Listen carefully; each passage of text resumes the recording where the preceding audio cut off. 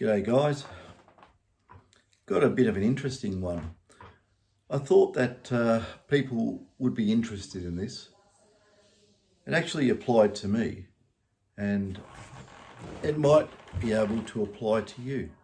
If you do gold prospecting or metal detecting as a hobby, not as a business, and you go out and you prospect and you say you find, I don't know, say $500,000 worth of gold nuggets or $1 million of gold nuggets,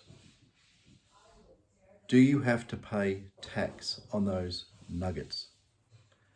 And if you do it as a hobby and you have a valid miner's right, you don't have to pay tax. None whatsoever. There is a capital gains component that can be applied, and that is if you find the nuggets when they're, say, a relevant gold price was, just say for instance, I'm just picking a number, say it was $1,000 an ounce, and then you sell it for greater, there is a capital gains tax component on the price difference. So if you sell it for $1,200, you have to pay capital gains tax on the $200. Now, I had a private ruling done by the Australian Taxation Office. It would be back mid-2000s, so it's well over 10 years ago. And I had a pretty extensive nugget collection back then. I'd been prospecting since 1980 and I'd found, God, even thinking back then, I probably found well over $200,000 of gold. And back in those days, $200,000 was a lot of money. And, the gold now would probably be worth, double, triple, a lot more. But back in the day, I wanted to sell that gold. So I had a private ruling by the Australian Taxation Office that I could sell that gold, and I would basically only have to pay the GST, which is, goods and services tax, or capital gains tax, whichever tax it is. I think it's probably capital gains tax, but whatever it was at the time, that I only have to pay tax on the differential. So as I had the gold, I sold it. Gold price hadn't moved, so I basically sold it for what the gold price was of the day. And no tax payable. And that was straight from the Australian Taxation Office. So like I said, there is a private ruling from that time. I think the private ruling was edited and updated 2016 or 2018. And now I just had a look on the taxation, Australian taxation site, and I can't find any reference to my private ruling. But I do have the paperwork from the officer involved, and at the time that was a legally binding ruling which binded the ATO and me to what was the private ruling. So, basically don't pay tax unless you fall out of the guidelines of the private ruling. So can you earn in 1 year, for instance, or whatever, $1 million and not pay tax? And I've had a look at some of the new legislation. I'm not an expert on the legislation, by the way. I'm just reading it at face value. And accordingly, there are some ATO officials, ATO staff giving some advice on their community guidelines pages. And it basically says if you find gold nuggets, as a hobby, right? So this is a really good hobby. You meet $1 million earning hobby or whatever, that you don't have to pay tax on the gold you find. So, it is hard finding gold. You really have to, be experienced. It's very difficult if you're just a newbie type metal detectorist or prospector. If you don't know the lay of the ground, you don't know the right areas, you don't know how to use the equipment, you're going to not be very good at doing it, and you won't make a lot of money. A lot of guys I know go out, they prospect for weeks and never find a speck of gold, but there's others. There's a fellow not that long ago in Tasmania that found about $500,000 worth of gold as one big deposit, an old, alluvial type deposit. So it is out there. Most of it's covered up, by pretty deep ground. You got a lot of, hill wash and, a lot of geological events over many hundreds of thousands of years. And a lot of the big gold deposits are covered. So very, very difficult to find. You really need the technology to find it. And being a hobbyist, it can get expensive. But the best way to find gold is do some research. Check out the old newspaper articles that are archived. You can get them online. You want to look at 1850s, the 1850s and onwards. Even extensive gold finds were made into the 1920s. So, it's well worth checking it out. You can get a lot of information of where a lot of big gold was found. And now we have modern technology to get the bits they missed.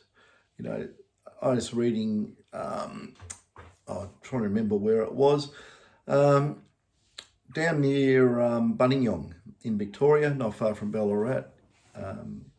There's some good gold areas there, but I was looking up some information, and it was in the late 1800s that someone found a massive amount of nuggets there, and it gives an idea of where it is. It's all around Kitty's Lead, what it's called, and you could go down there and, if you can get onto private property, all the better. You've got to get the owner's permission, and you can go and detect on private property. And to make it real easy, get yourself a miner's right. I had a look, I think it's $26 now, and miner's rights are good for 10 years. If you do not have a miner's right, you do not own the gold you find. It can be taken away from you by government inspectors or basically the government, to put its foot down on you. But if you have a valid miner's right, which is so simple to get, you can get it online just off the Environment and Natural Resources website.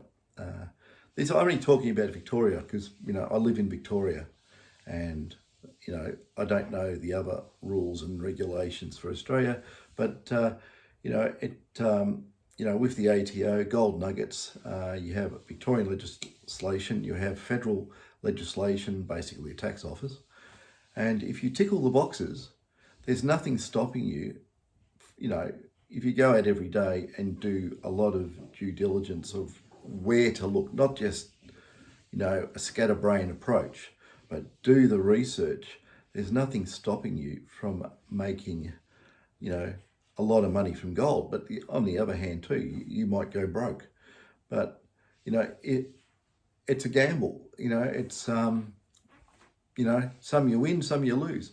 The ground's been basically heavily gone over, not everywhere, because it's impossible to cover all thousands and thousands of square kilometres. But areas like central parts of Denali in central Victoria, every Tom, Dick and Harry's been going there since 1978 with metal detectors, and it's been pretty well scrubbed. But then again, I know people that, find decent nuggets that the newer technology can locate. That's what I've been doing sort of as, employment or self-employed for, years, since about the mid-90s. I've been prospecting since 1980. I was 19 years old. I drove all the way to Denali and, had an old VLF detector. Found one small piece of gold, a couple of grams, and once you find the first one, you sort of gives you the gold bug. I'm over it now. But there's some people who are infected by the gold bug and they're out all the time. But, early on there was nuggets just laying on the surface, literally just, a couple of inches under, all around Denali, Riola, found some, Malayagal, all over the place. Even in Ballarat, where I live, I've just gone down the road and I found gold. Found gold on a couple of occasions. And it's like, that's the hobby part of my business, finding the gold. It's not commercial. If it's commercial, it's fully taxable and, it's got to be declared as income. So, it's well worthwhile for someone who, is unemployed. I'm only giving this as a suggestion, it's just an opinion. But if you're unemployed, and you're physically fit, you want to go around detecting for gold in a gold area, do your research and see what happens. But it's a good way of making money, especially if you don't have to pay tax on it. From the people I know, I deal with a lot of prospectors because I'm doing up their detectors. I'm working on metal detectors just about every day. Not boosting them up, but making them more sensitive, especially to smaller gold, making them go deeper, get the noise out the systems. So, I'm pretty busy doing that. I do it for people all over the world. As you can see, my little workshop here is, there's all sorts of parts and stuff, and you keep going around, and there's all sorts of detectors sitting up there on the floor. But that's what I do. And on the weekends I get out and do a bit of prospecting. I just put the computer on here. I'll try and get up some of these websites. Okay, this is the one from the ATO here. I think I can try and, I'm using the front camera on this, I can't do it. But anyway, I'll give you the, I'll try and get the tripod in a bit closer. I really need to take this off and use the back camera, but anyway, what this is called is community.ato.gov.au. And here we are, Nikki, ATO, staff. This is from Taxpayer One. Obviously it's anonymous, but anyway. Where is it? Up here. Here it is, Taxpayer One. It says, where are we? I have not been able to source any definitive answer to this question. Someone who prospects for gold for a hobby, my question is, how much can you earn from prospecting as a hobby per annum? I thought that $20,000 would be a figure, right? But I only have heard that only from word of mouth. And someone was advised from the Amalgamated Prospectors and Leaseholders Association, which is called APLA, that the non-taxable earning figure is, and it doesn't go on, it stops there. So obviously I'd say what the ATO's probably cut it short. Anyway, the reply from Nikki at the ATO says, and this was, when was this done? 7th of May, 2021. So it's recent. I don't think there's been any legislative changes since that date. If your gold prospecting is a hobby, then you don't have to declare your earnings to us as income, right? There's some great information on the difference between a business and a hobby on the federal government business website. There's even a handy tool on that site that can help you decide if your hobby is actually a business. Well, it's a hobby, isn't it? It's not a business. So if you treated gold prospecting as a hobby and nothing but a hobby, what you find, there is no tax on it. It says it there in black and white. So, yeah. Anyway, it says go and check out this government website. To see if you're a business. I think that's pretty obvious if you're a business or not. And then it says, have fun. Well, why not? I don't know if this applies to other states in Australia, probably does, but it would have to be backed up with a miner's right. You know, and I know miner's right's very easy to get in Victoria, do it online. I think it's here. There you go. Go there, it says, buy a Victorian miner's right. Enter miner's right license details. Choose a miner's right license type. We will email you a PDF copy of your miner's right once you've paid. So there it is. 10-year miner's right, $26 from the Victorian government. And basically it says here, you've got to do a confirmation. I understand that, right? The holder can only prospect in Victoria with this permit. The holder has read the rules and obligations and the land access rules. The miner's right is valid for 10 years from today's date, and the holder will sign the copy.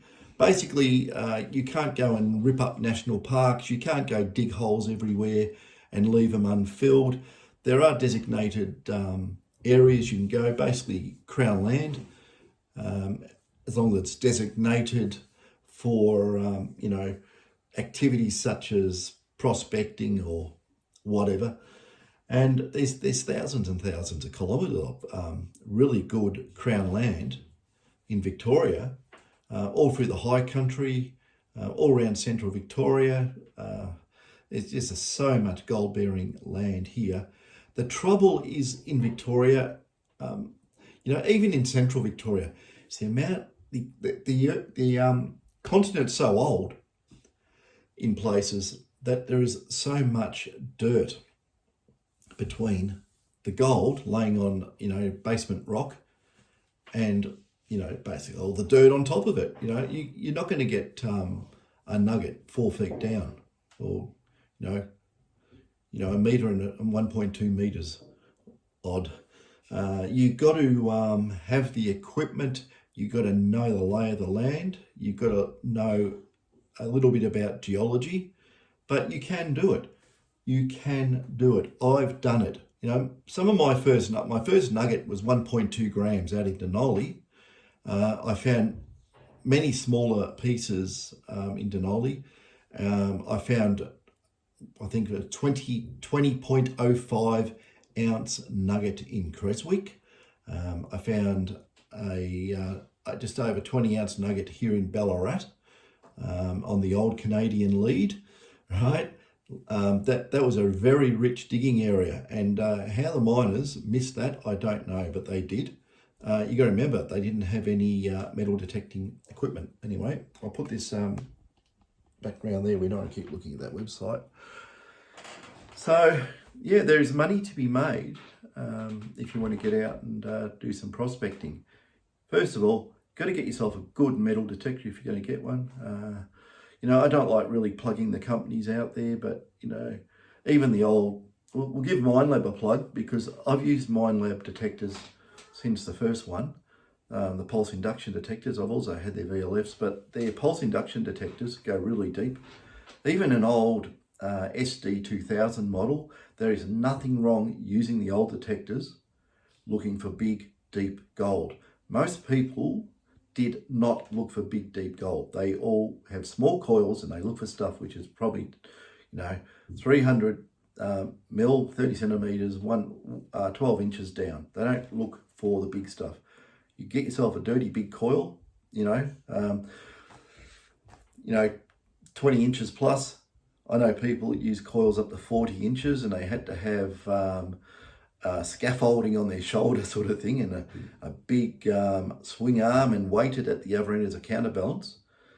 And one fellow in particular, this is back in the 1980s and 90s, he made enough money from gold that he actually bought Caravan Park for $1 million. So there were $1 million cash, and yeah, that was the Lanakuri Caravan Park. Jimmy Stewart, God rest his soul, was a very, very interesting fellow. I got on quite well with him, but Yeah, there's a lot of people made a lot of money out of gold, but a lot of people will keep their mouth shut about it. They don't want anyone knowing their secret spots. And, it's good to, look at the old data and, do your own study and find out where to go. But yeah, I made a lot of money out of gold, and I got rid of it all. I sold it years and years ago. The trouble was, if I kept it, it would have gone right up in price. But then I would have got slug tax on it if I sold it now. So I don't keep gold on the premise anymore. Every time I've had any decent amount of gold on the premise, it magically grows legs and walks, So I don't keep gold on the premise anymore. No way, known. Only little test pieces of a couple of grams, that's it. But I will not keep gold on the premise. It's just not wise. You could probably leave money out and stay there, but gold, don't know, weird. Don't know what happens. Fairies come in and take it. I don't know. I'm not making any accusations, but I can't keep gold. I've even had gold chains made. They're probably worth, $5,000 or $6,000. Gone, disappeared. Don't know where they are. It's just gold. It's one of those things you do not keep. You convert it into money and you put the money in the bank, right? That's my opinion on keeping gold. Don't do it. But anyway, that's enough of my waffle. Go out and enjoy yourselves if you want to look for gold. Hopefully you find a lot. Hopefully, you can, find a couple of $100,000 worth, $1 million worth, whatever, and not pay tax on it. Read up the legislation, get advice from a financial consultant, because I am not. I do electronics and a little bit of prospecting. But, get advice on that stuff. I'm just going off what I've seen on the internet and my own experience with the Taxation Office going back to about 2005 or something of that nature. But, yeah, that's all, folks. Catch us later.